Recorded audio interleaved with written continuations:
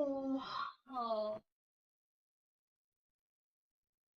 মা, বলছি আমাকে একটু 5:30টার সময় ডেকে দিও না, আধ ঘন্টা পরে। এই বিকেল 5টার সময় ঘুমোবি? এরপর তো রাতে ঘুম আসবে না। ডেকে দিও প্লিজ। দেখো ঘুমিয়ে পড়েছে।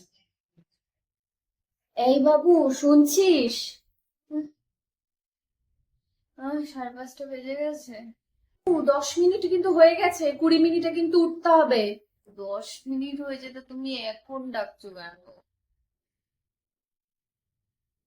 বাবু, আর 10 মিনিট বাকি, উঠে পড় উঠে পড়, 5টা 20 বেজে গেছে, ওঠ ওঠ ওঠ।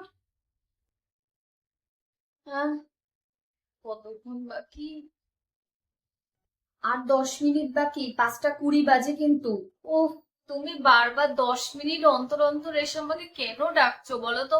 তোমাকে তো একটা সিম্পল কাজ করতে বলেছি আমি, যে আধা ঘন্টা পরে 5:30টার সময় ডেকে দেবে, এইটুকুনি করতে পারছো না? বারবার করে 10 মিনিট অন্তর অন্তর এসে ডাকছো, এভাবে হয় না, সত্যি ভাল লাগে না।